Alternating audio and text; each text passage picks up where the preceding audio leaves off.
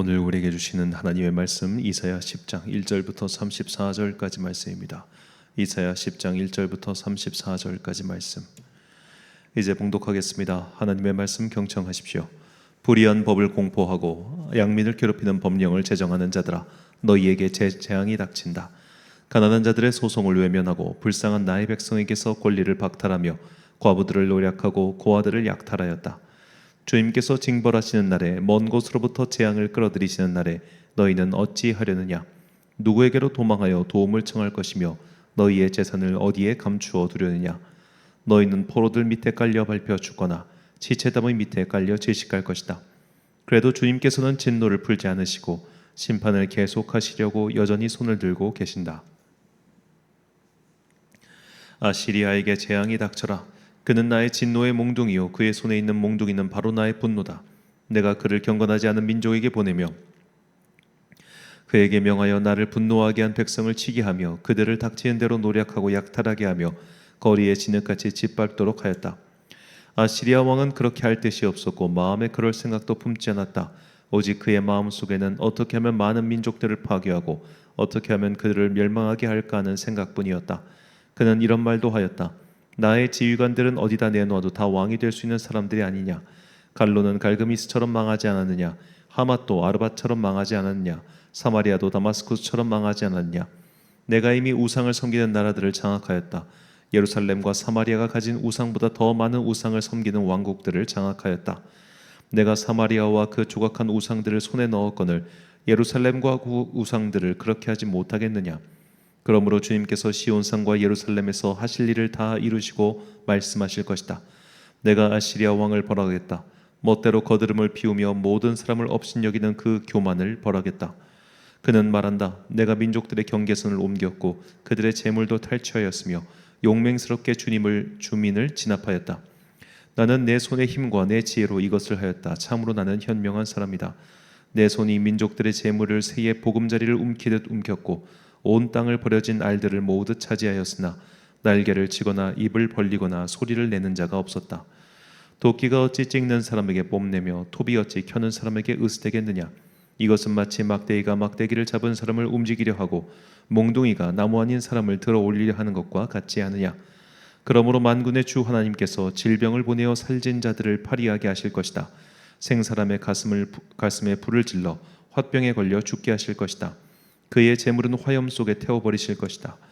이스라엘의 빛은 불이 되어 이스라엘의 거룩하신 분은 불꽃이 되셔서 가시나무와 찔레나무를 하루에 태워서 사르실 것이다. 그 울창한 숲과 기름진 옥토를 모조리 태워서 폐허로 만드실 것이다. 마치 병자가 기력을 잃는 것과 같게 하실 것이다. 숲속에는 겨우 몇 그루의 나무만 남아서 어린 아이도 그 수를 기록할 수 있을 것이다. 그날이 오면 이스라엘 가운데서 남은 사람들과 야곱 결의 가운데서 살아남은 사람들이 다시는 그들을 친자를 의뢰하지 않고 오직 이스라엘의 거룩하신 분인 주님만을 진심으로 의지할 것이다. 남은 사람들이 돌아올 것이다. 야곱의 자손 가운데서 남은 사람들이 전능하신 하나님께 돌아올 것이다. 이스라엘아, 내 백성이 바다의 모래처럼 많다고 하여도 그들 가운데서 오직 남은 사람들만이 돌아올 것이다. 너의 파멸이 공의로운 판결에 따라서 이미 결정되었다. 파멸이 이미 결정되었으니 주님 곧 만군의 주님께서 온 땅 안에서 심판을 강행하실 것이다. 그러므로 주 만군의 하나님께서 이렇게 말씀하신다. 시온에 사는 나의 백성아, 아시리아가 몽둥이를 들어 너를 때리고 이집트가 그랬듯이 철퇴를 들어 너에게 내리친다 하여도 두려워하지 말아라. 너에게는 머지않아 내가 분노를 풀겠으나 그들에게는 내가 분노를 풀지 않고 그들을 멸망시키겠다. 만군의 주님께서 오랫바 위에서 미디안 사람을 치신 것 같이 채찍을 들어 아시리아를 치시며 또한 이집트에서 바다를 치신 것 같이 몽둥이를 들어서 그들을 치실 것이다. 그날이 오면 주님께서 아시리아가 지워준 무거운 짐을 너의 어깨에서 벗기시고 아시리아의 멍에를 너의 목에서 벗기실 것이다. 내가 살이 쪄서 멍에가 부러질 것이다. 아시리아 왕이 리몬에서부터 올라가서 그가 아얏으로 들어갔다. 미그론을 지나서 믹마스에다가 그의 군수품을 보관하였다. 험한 길을 지나서 게바에서 하룻밤을 묵겠다고 하니 라마 사람들은 떨고 사울의 고향 기브아 사람들은 도망하였다. 딸 갈리마 큰 소리로 외쳐라. 라이사야 귀를 기울여라. 가련한 아나도사 대답하여라. 만메나 사람이 도망친다. 게빔 주민이 그 뒤를 따른다. 바로 그날 벌써 적들이 논 마을에 들어왔다. 딸 시온산에서 예루살렘 성 안에서 주먹을 휘두른다. 그러나 주님 곧 만군의 주님께서 그들을 나뭇가지 치시듯 요란하게 치실 것이니 큰 나무들이 찢기듯 우뚝 솟은 나무들이 쓰러지듯 그들이 그렇게 쓰러질 것이다. 빽빽한 삼림의 나무를 도끼로 찍듯이 그들을 찍으실 것이다. 레바논이 전능하신 분 앞에서 쓰러질 것이다. 아멘. 남은 자의 예배란 제목으로 하나님의 말씀 선포하겠습니다. 찬양 사역팀 중에 오륜교회 화요일 예배를 인도하는 그 예배 팀명과 그리고 예배 이름이 렘넌트 워십입니다. 자, 이분들이 어떤 의미로 이렇게 예배의 제목을 정했는지 제가 정확히 알 수는 없지만 그분들의 각오, 의지는 분명히 전해집니다. 마지막까지 남아서 예배를 드리고 또 예배를 지키는 자가 되겠다는 그 각오를 담아 자신들의 예배를 렘넌트 워십이라고 지었지 않았을까, 저는 그렇게 생각을 해봅니다. 자, 선지서를 보면 남은 자들이란 표현이 종종 등장합니다. 남은 자란 심판의 태풍이 지난 후 아직도 남아있는 생존자들을 가리킵니다. 그들은 결국 살아남았습니다. 다들 죽을 줄 알았는데 끝끝내 생존했습니다. 이렇게 살아남은 자들을 가리켜 영어로는 렘넌트, 그리고 우리말 성경에서는 남은 자라고 불렀습니다. 그러니까 이 정확한 의미를 검색하시려면 영어 성경을 검색하실 때 렘넌트라고 해야 이 본문의 의미와 정확히 같은 사람들이 쭉 등장을 합니다. 자, 본문 20절부터 22절까지 말씀입니다. 그 나라의 이스라엘의 남은 자와 야곱 족속의 피난한 자들이 다시는 자기를 친자를 의지하지 아니하고 이스라엘의 거룩하시니 여호와를 진실하게 의지하리니 남은 자 곧 야곱의 남은 자가 능하신 하나님께로 돌아올 것이라. 이스라엘이여 내 백성이 바다의 모래 같을지라도 남은 자만 돌아오리니 넘치는 공의로 파멸이 작정되었습니다. 아멘. 자, 우리가 개혁과 혁명을 좀 거칠게 구분하면 개혁이 그나마 기존의 틀을 조금이라도 남긴 안 속에서, 그러니까 내부적인, 그러니까 외형은 그대로 놔두고 내부를 바꾸는 게 이게 개혁이라면, 혁명은 그야말로 모든 것을 완전히 전복시켜 새롭게 시작하는 것이라, 이렇게 구분할 수 있겠습니다. 하나님께서는 이스라엘을 개혁하신 게 아닙니다. 아예 체제를 전복시키는 혁명을 일으키신 것이죠. 근데 그 혁명이 새롭게 이스라엘 왕국을 탄생시킨다기보다는 아예 그냥 싸그리 다 뿌리채 뽑아가지고 이주시켜 버리신 다음에 그 빈자리에 새롭게 남은 자들로 그 공간을 채우셔서 새로운 공동체, 새로운 나라를 만들고자 하신 겁니다. 암덩어리를 몸 밖으로 축출하듯이 하나님께서는 이스라엘의 타락한 자들을 쫓아버리셨습니다. 그래서 먼저 아시리아를 심판의 도구로 사용하셨습니다. 이것이 북이스라엘에 임한 심판이었습니다. 그들은 모두 흩어졌고 거의가 포로로 끌려가거나 아수르의 정책에 따라 외국인과 혼합하여 결국 정체성을 상실했습니다. 남유다 또한 풍전등화의 상태는 마찬가지였습니다. 이게 미워하면 닮는다고 북이스라엘과 남유다는 결국 같은 길, 비슷한 길로 갑니다. 그래서 하나님께서 남유다 또한 흩어버리셨습니다. 하지만 그런 심판 중에도 혁명과 같은 모든 것이 뒤집혀서 바뀌는 와중에도 남은 자들, 생존자들이 있었습니다. 그럼 어떤 자들이 남았을까요? 미가서 5장 7절과 스바냐 3장 12절부터 13절까지 말씀입니다. 야곱의 남은 자는 많은 백성 가운데 있으리니 그들은 여호와께로부터 내리는 이슬 같고 풀 위에 내리는 단비 같아서 사람을 기다리지 아니하며 인생을 기다리지 아니할 것이며 내가 곤고하고 가난한 백성을 내 가운데에 남겨두리니 그들이 여호와의 이름을 의탁하여 보호를 받을지라. 이스라엘의 남은 자는 악을 행하지 아니하며 거짓을 말하지 아니하며 입에 거짓된 혀가 없으며 먹고 누울지라도 그들을 두렵게 할 자가 없으리라. 아멘. 자, 이 남은 자는 마치 엘리야의 시대에 바알에게 무릎을 꿇지 않은 7,000명처럼 끝까지 하나님을 신실하게 따르며 그분을 믿었던 사람들입니다. 성경은 그들의 특징을 가리켜 사람에게 기대지 않았고 하나님을 신실하게 믿었으며 악을 행하지 않고 거짓을 행하지 않았다라고 설명합니다. 이스라엘에게 임한 심판은 소돔과 고모라에 임했던 심판과는 다릅니다. 소돔과 고모라에 대한 심판은 그들이 갱생의 여지조차 없었기 때문에 완전 멸망의 시나리오로 갔습니다. 그들은 남겨둘 가치가 없는 자들이었습니다. 10명의 의인도 없었습니다. 이스라엘의 타락도 심각했지만 그럼에도 신실한 자들, 끝까지 믿음을 지키며 남은 자들이 있었습니다. 그들의 숫자는 비록 많지 않았지만 또 그들 또한 여러 가지 죄악에 완전히 물들지 않은 것은 아닙니다. 그러니까 우리가 세상과 완전히 유리되어 살지 않는 한 이 세상의 죄악은 우리에게 스물스물 묻어 있습니다. 마치 우리가 90년대 말투와 지금 2020년대의 사람들의 말투가 달라지는 것처럼 말이죠. 똑같은 시대를 살았던 사람인데 그때 말투와 지금 말투가 달라집니다. 왜 그럴까요? 시대의 변화라는 겁니다. 시대의 변화는 우리에게 항상 영향을 미칩니다. 죄 또한 마찬가지입니다. 죄에서 완전히 자유롭게 살 수 있는 사람은 없습니다. 시대의 변화는 생각의 변화이며 그 생각의 변화는 반드시 우리에게 영향을 미치기 때문에 나는 깨끗하다, 나는 죄가 없다 라고 생각할 수 있는 사람은 한 명도 없습니다. 그래서 남은 자들이란 죄를 짓지 않았기 때문에 남긴 게 아니에요. 그들이 순결하고 깨끗해서 생존한 게 아니에요. 그럼에도 불구하고 최선을 다해서 하나님께 붙어 있으려고 노력한 사람들, 그럼에도 불구하고 나에게 오늘 은혜를 주시는 하나님을 신뢰하며 그 은혜 가운데 머물고자 애쓴 사람들, 그런 자들이 남았다는 겁니다.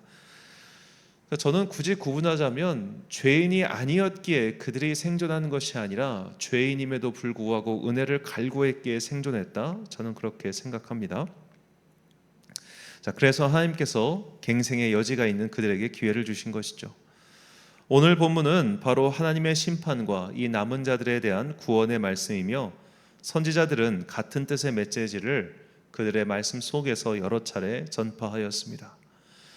자, 이것이 남유다 왕국, 특히 남유다 왕국의 남은 자들에 대한 말씀이었다면 이 남은 자들에 대한 말씀은 비록 이 구약에서 끝나는 것이 아니라 바로 신약 성경에서도 계속 남아 있습니다.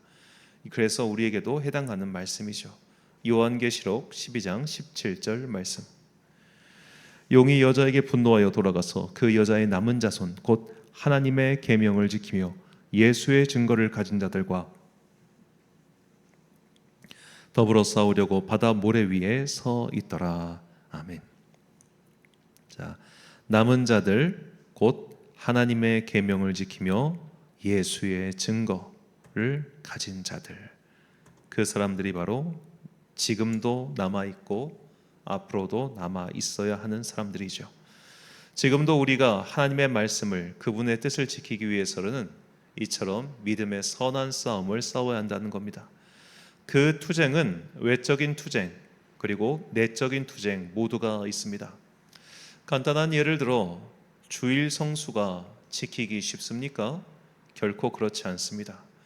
자, 요즘에는 주말이 되면 자녀들을 키우는 분들은 꼭 한 번씩 국내가 되었든 해외가 되었던 여행을 가는 게 거의 문화처럼 되어 있습니다. 오죽하면 학교에서는 개근상 거지라는 말까지 나옵니다. 1년 내내 학교를 나가고 개근을 하는 애들을 이제는 무시하는 풍토가 생겼습니다. 너는 해외여행 한번 못 나가니? 이런 식으로 말이죠. 너는 여행 다닐 돈도 없니? 라고 말입니다. 자, 교회도 비슷해요. 그러니까 1년 내내 주일 성수를 지키는 사람들을 가리켜서 야, 대단하다, 훌륭하다 이렇게 하는 게 아니라 아니 어떻게 그래도 한 번은 여행 좀 가야지, 이런 분위기가 있다니까요, 정말로. 그러니까 오죽하면 담임 목사들도 주일 쉬는 거 아니겠어요? 그러니까 주일 성수를 지킨다고 하는 것이 정말 어려운 시대입니다. 왜냐? 자꾸만 남 눈치가 보이는 거예요. 혹시 내가 이렇게 주일 열심히 지키면은 오히려 사람들이 나 무시하는 것 같고 돈 없는 사람 취급하는 것 같고 그런 식으로 스스로 느끼는 성도들이 의외로 있더라고요. 그러니까 이게 지금 풍조 때문에 지키는 것이 쉽지 않다는 겁니다. 하나님을 신뢰하기에 정직하고 바르게 사는 것은 또 어떠합니까? 결코 쉽지 않습니다. 그러나 이런 자들이 곧 남은 자들이 되는 겁니다. 끝까지 신뢰하고 남은 자로서 자리를 지키고 예배를 지키고 삶을 지키는 자들이 예수의 증거, 곧 예수의 흔적인 그 십자가의 흔적을 품은 자들이죠. 우리가 하나님의 뜻을 따르며 그것을 지켜나갈 때 주님께서도 우리를 지켜주십니다. 아니, 어쩌면 하나님께서 우리를 지켜주시기 때문에 우리가 그분의 뜻을 지킬 수 있는지도 모르겠습니다.